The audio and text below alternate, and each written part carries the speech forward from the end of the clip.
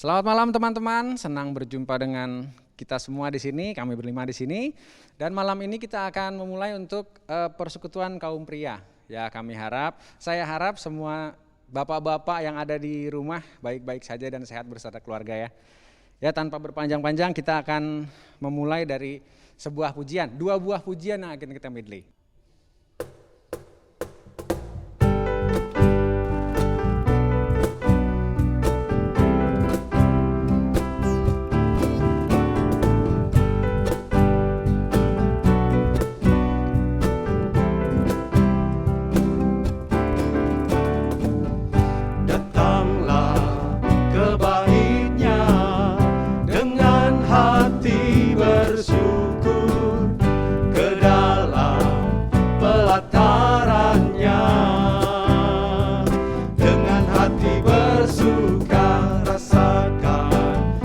Lihatlah betapa baiknya Tuhan bagi yang berlindung padanya.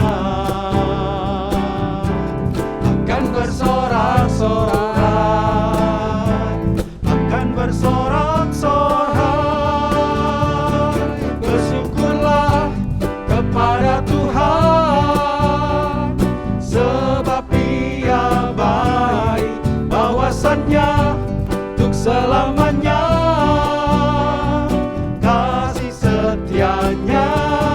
Bersyukurlah kepada Tuhan, sebab Ia baik, bahwasannya untuk selamanya kasih setianya.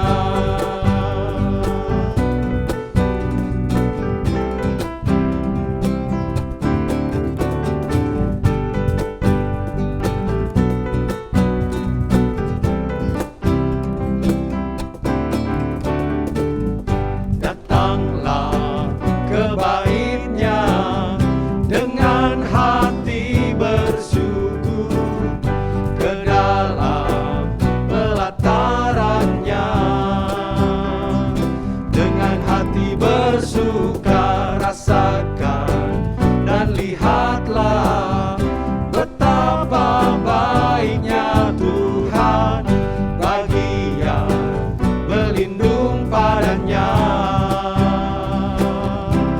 Akan bersorak-sorai, bersyukurlah kepada Tuhan, sebab Ia baik, bahwasannya untuk selamanya kasih setianya. Bersyukurlah kepada Tuhan, sebab Ia baik, bahwasannya untuk selamanya kasih setianya. Masuk hadiratnya dengan hati bersyukur, memuji Dia, memuji Dia. Masuk hadiratnya dengan hati bersyukur, memuji Dia, memuji Dia. Beri puji dan hormat, tinggikan namanya, Yesus Raja segala raja.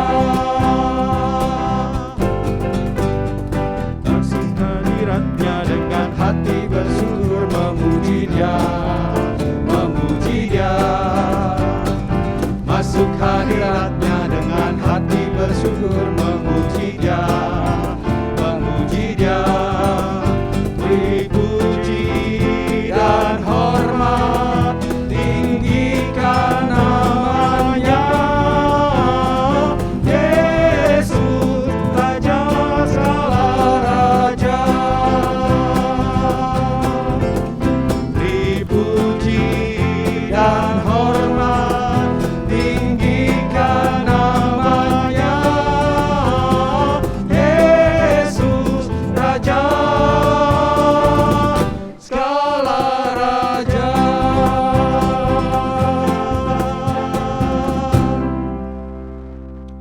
sebelum kita memulai ya teman-teman, bapak-bapak, sekarang kita akan meminta Victor untuk doa pembukaan. Mari kita berdoa ya. Bapa kami di dalam surga, kami ucap syukur, terima kasih karena pada hari ini kami kaum pria di GKA Sion boleh kembali bersama-sama bersekutu. Kami boleh bersama-sama menghadap Tuhan untuk memuji Tuhan, memuliakan Tuhan, mendengarkan kebenaran firman Tuhan. Untuk itu kami memohon pertolongan Tuhan kepada setiap kami, untuk kami dapat beribadah dengan benar di hadapan Tuhan. Tuhan yang boleh hadir di tengah persekutuan kami ini ya Tuhan. Meskipun kami lakukan secara online, tetapi biarlah itu tidak mengurangi semangat kami, sukacita kami di dalam bersekutu bersama-sama pada hari ini. Kami menyerahkan persekutuan kami ini ke dalam pimpinan tangan Tuhan. Di dalam nama Tuhan kami Yesus Kristus kami berdoa. Amin. Amin. Sekarang kita akan masuk ke pujian ketiga. Mari kita mulai, teman-teman.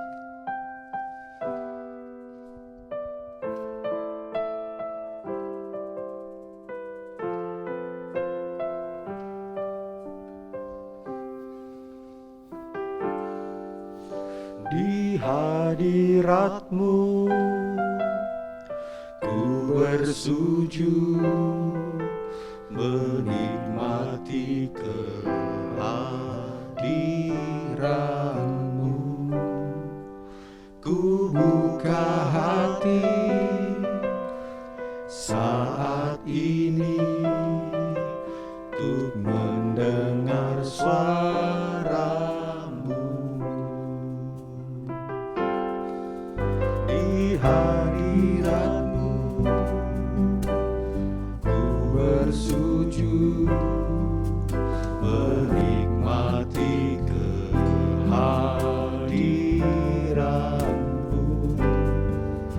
Ku buka hati saat ini untuk mendengar suara-Mu.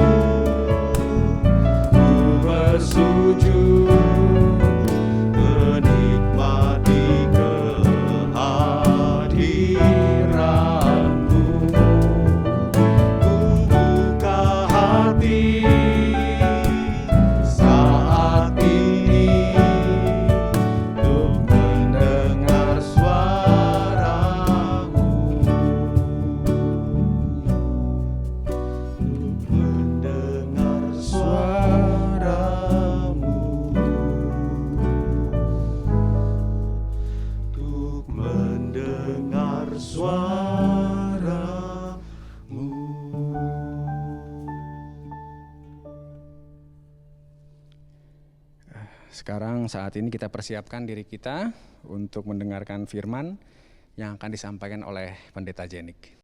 Selamat malam Bapak-Bapak yang terkasih. Kita akan masuk di dalam perenungan firman. Mari kita minta hikmat agar Tuhan boleh menolong setiap kita memahami firman dan kita boleh melakukan firman tersebut di dalam kehidupan pelayanan kita. Mari kita berdoa.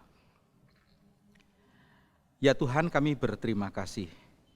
Engkau boleh menghantar kami di dalam persekutuan Komisi Pria sampai di bulan September ini ya Tuhan. Biarlah Tuhan boleh menolong setiap pria yang ada di gereja ini untuk senantiasa mengarahkan hati dan pikiran. Mereka tidak sekedar memikirkan kehidupan-kehidupan duniawi ataupun kehidupan yang mereka hadapi dari hari ke hari, khususnya berkenaan dengan kondisi pandemi ini ya Tuhan. Tetapi tidak lupa untuk senantiasa mengarahkan hati hanya kepadamu sebagai Allah yang memelihara, Allah yang memberikan kepercayaan, Allah yang memberkati, Allah yang menuntun. Berkati kami ya Tuhan, di dalam namamu kami memohonkan hikmat itu. Amin. Saya ingin membacakan bagian firman Tuhan yang terambil dari Kisah Para Rasul 6, dari ayatnya yang ketiga sampai dengan ayatnya yang ke-6. Demikian firman Tuhan. Karena itu saudara-saudara, pilihlah 7 orang dari antaramu yang terkenal baik dan yang penuh roh dan hikmat, supaya kami mengangkat mereka untuk tugas itu, dan supaya kami sendiri dapat memusatkan pikiran dalam doa dan pelayanan firman. Usul itu diterima baik oleh seluruh jemaat. Lalu mereka memilih Stefanus, seorang yang penuh iman dan Roh Kudus, dan Filipus, Prokorus, Nikanor, Timon, Parmenas, dan Nikolaus, seorang penganut agama Yahudi dari Antioquia. Mereka itu dihadapkan kepada rasul-rasul, lalu rasul-rasul itu pun berdoa dan meletakkan tangan di atas mereka.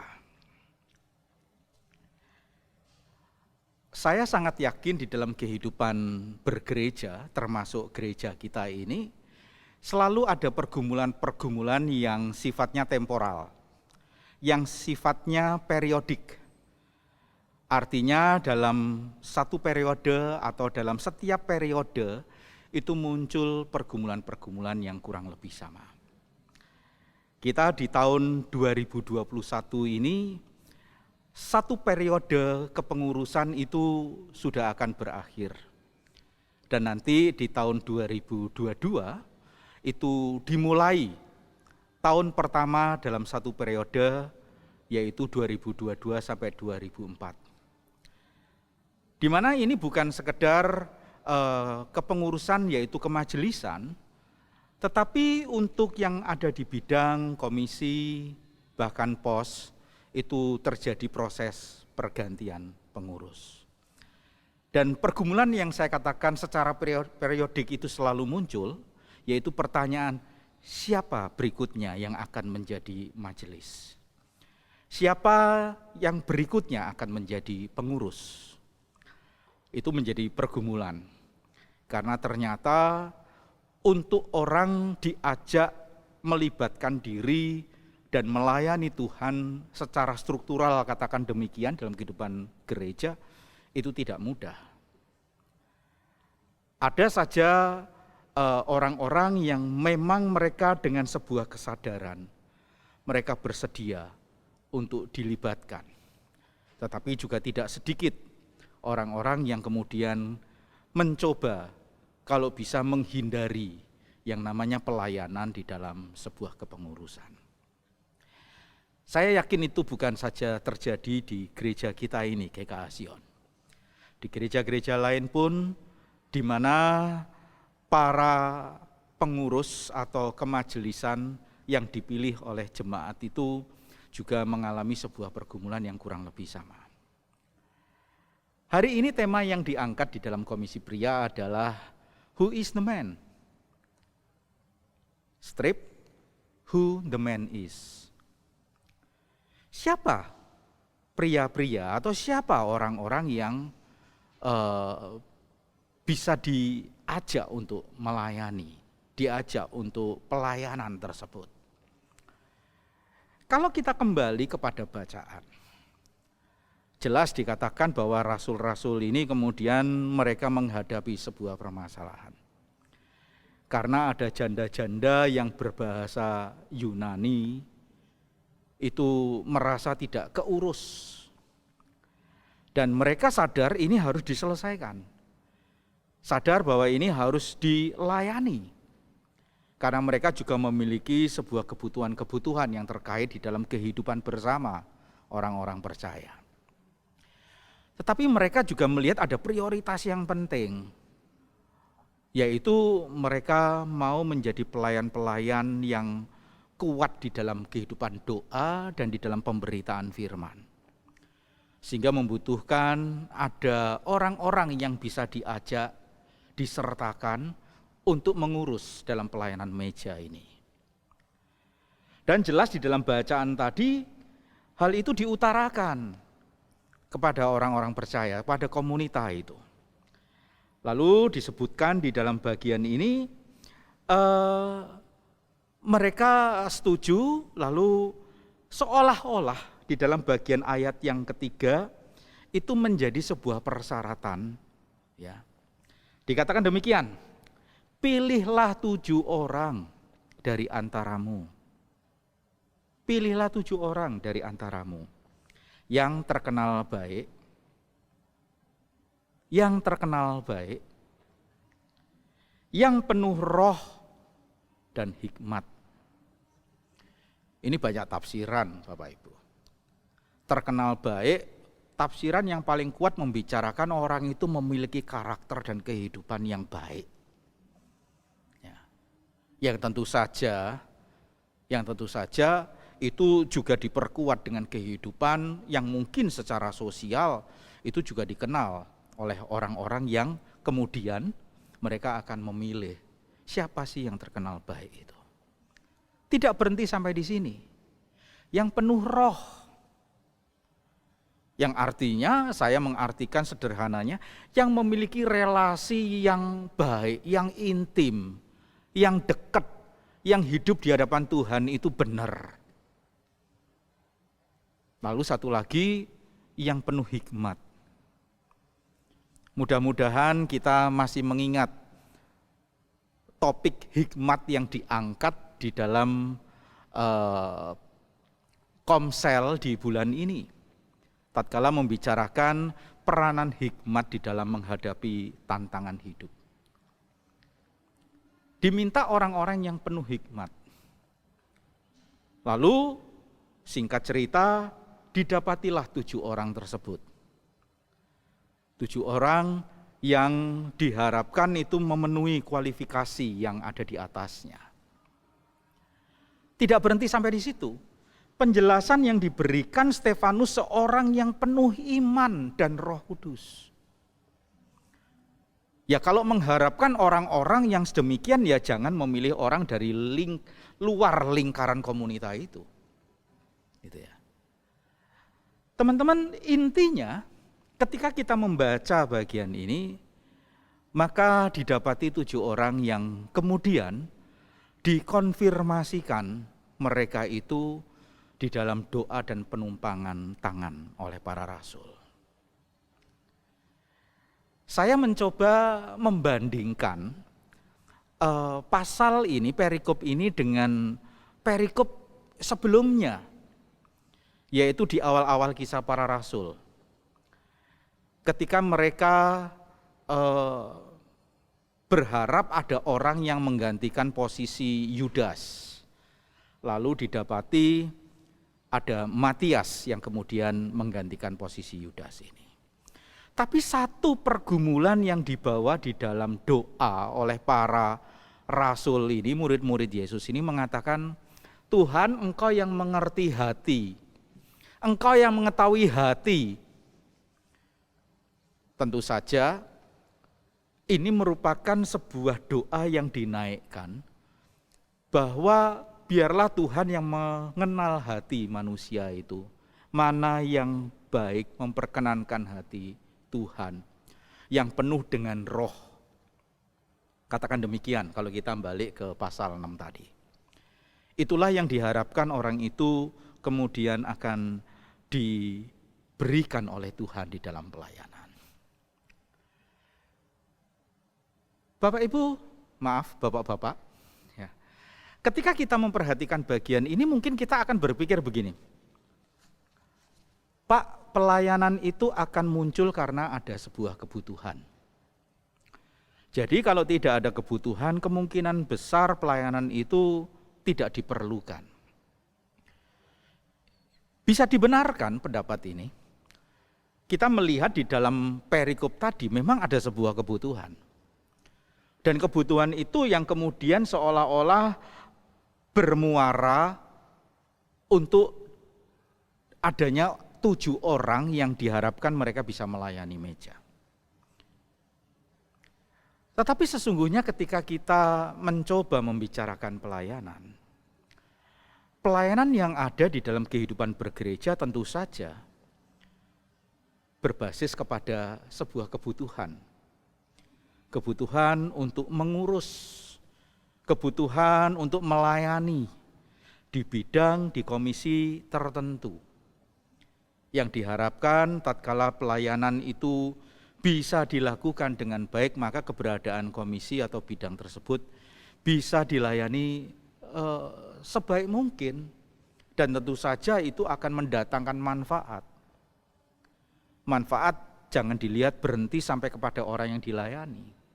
Tapi manfaat di dalam kehidupan kita sebagai orang yang dilibatkan pelayanan, kita pun akan mengalami kehidupan yang bertumbuh.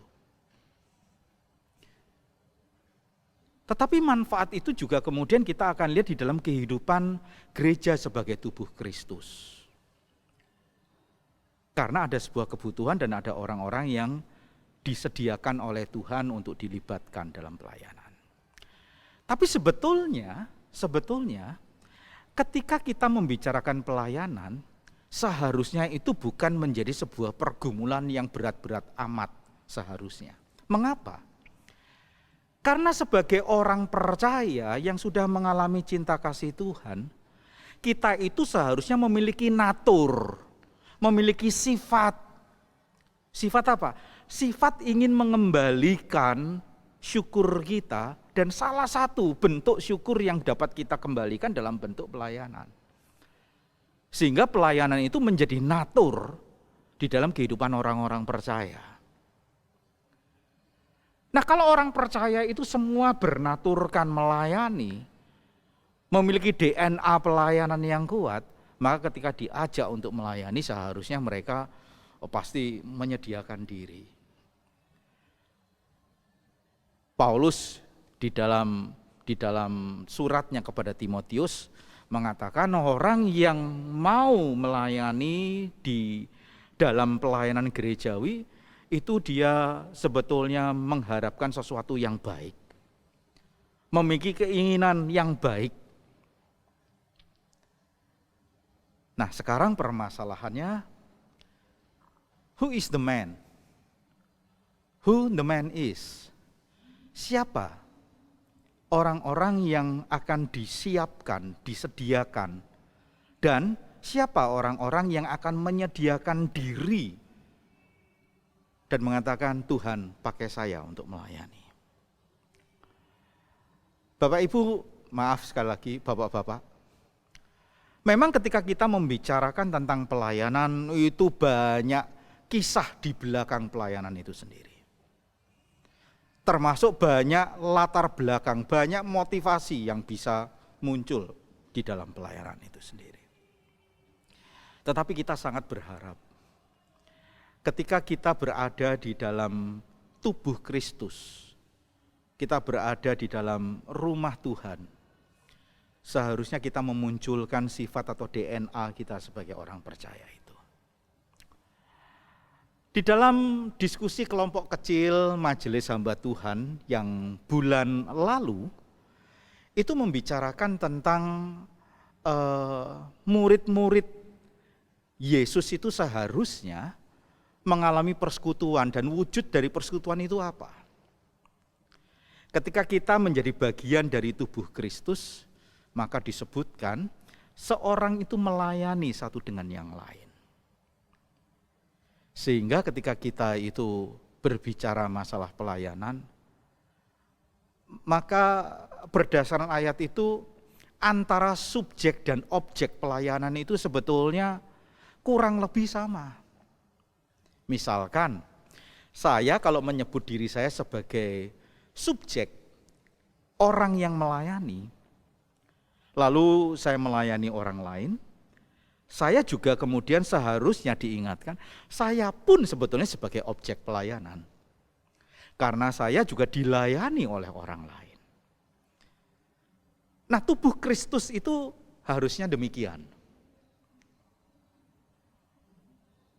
Ketika kita mencoba untuk memperhatikan dunia bergereja, kehidupan bersama umat Tuhan, maka selalu dibutuhkan orang-orang yang bersedia untuk melayani. Memang ini tidak mudah. Kita harus mencoba untuk berpikir dengan jernih di hadapan Tuhan. Jauhkan segala prasangka yang sewaktu-waktu bisa muncul tatkala kita mencoba memberikan sebuah penilaian terhadap yang namanya pelayanan. Lalu penilaian-penilaian itu membuat kita menyimpulkan sesuatu. Padahal belum tentu apa yang kita pikirkan, kita simpulkan itu realita di dalam kehidupan pelayanan.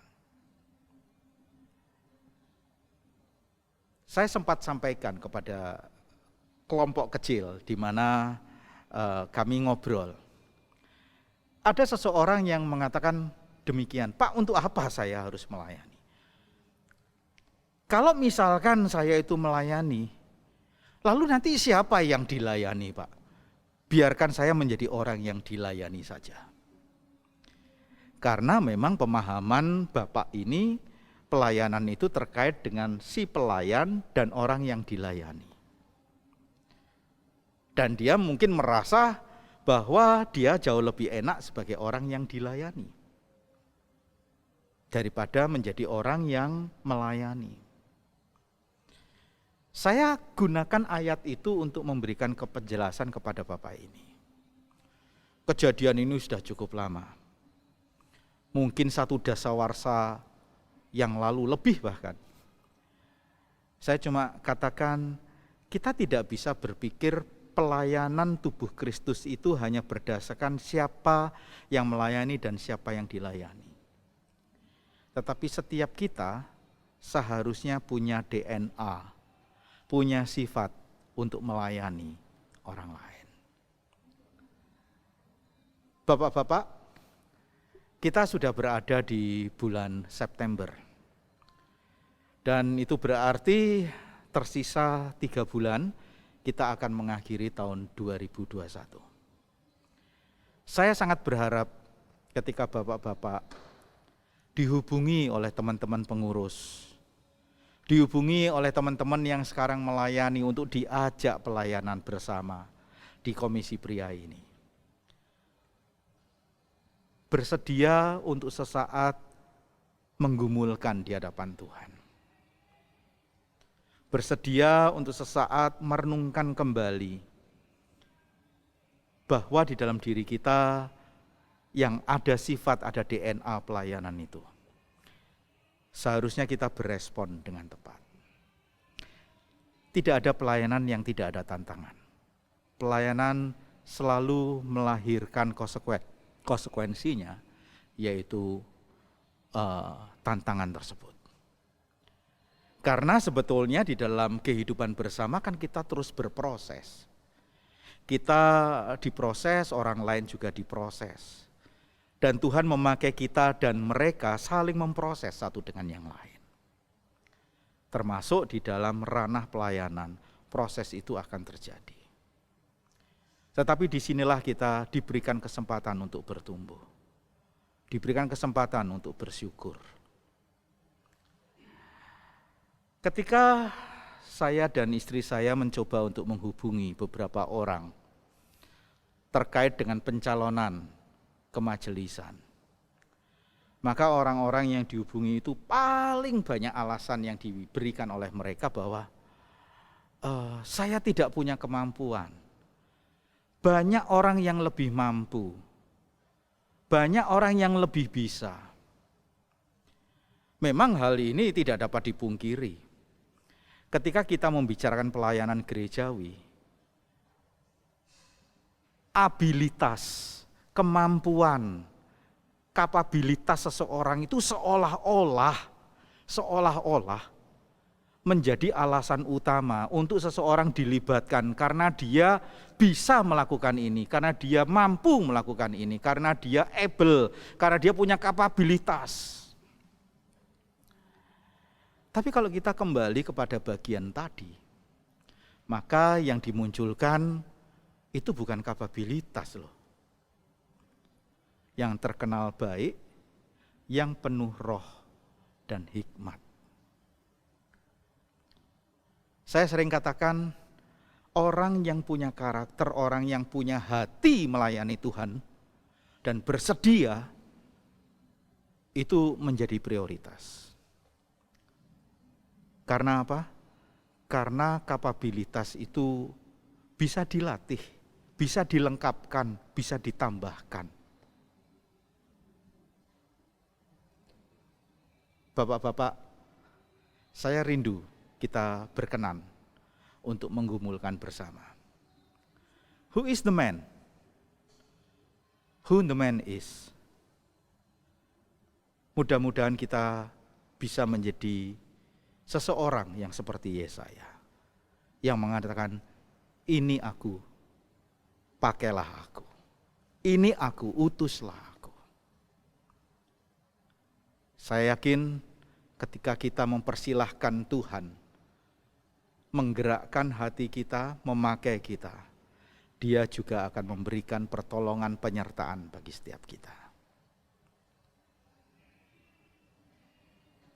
Selamat menggumulkan. Dan mari kita gumulkan bersama pelayanan yang ada di komisi, pelayanan yang ada di gereja ini. Tuhan Yesus memberkati. Mari kita masuk dalam doa.